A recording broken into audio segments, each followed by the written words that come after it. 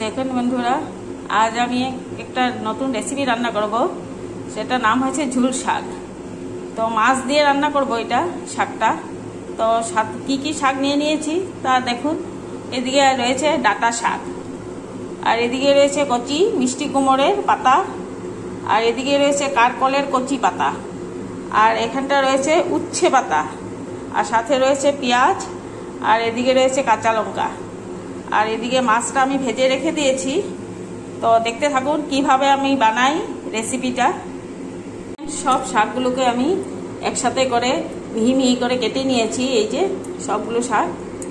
আর এদিকে পেঁয়াজও আমি মিহি মিহি করে কেটে নিয়েছি, আর এদিকে কাঁচা লঙ্কাটা দুভাগ করে কেটে নিয়েছি।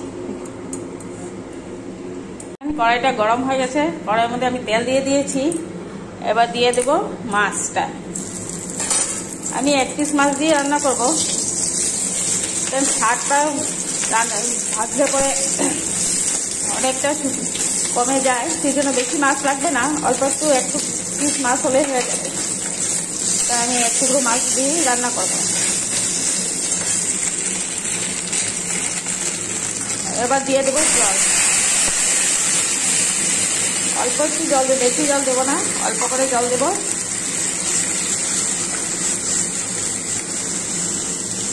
এখন দিয়ে দেবো স্বাদ মতো নুন,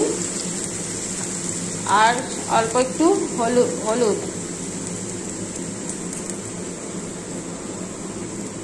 যেহেতু ঝোলটা অল্প, সেই জন্য অল্প একটু দিয়ে দিয়েছি হলুদ, আর অল্প একটু লঙ্কা গুঁড়ো দেবো, আর সাথে দিয়ে দিব পেঁয়াজ কুচি আর কাঁচা লঙ্কা।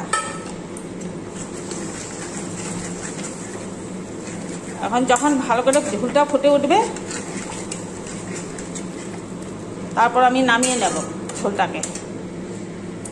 দেখুন ঝোলটাকে নামিয়ে আমি একটা পাত্রতে রেখে দিয়েছি। তারপর দেখুন কি করি আমি।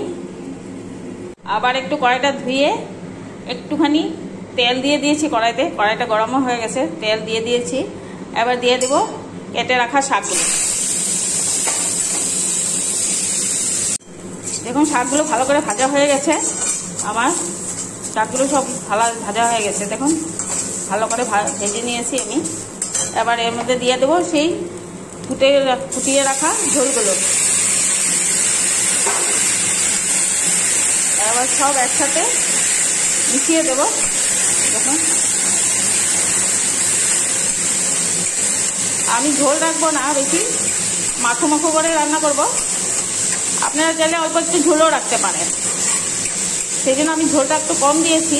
আপনারা একটু চাইলে ঝোলটা একটু বেশি দিতে পারেন। এই রান্নাটা আপনারা মাছের ডিম দিয়েও রাঁধতে পারেন, মাছের জায়গায় আপনারা মাছের ডিম দিয়েও রান্না করতে পারেন।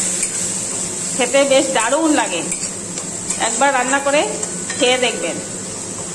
এটা আমরা বলি ঝুল শাক। দেখুন কতটা সুন্দর হয়েছে।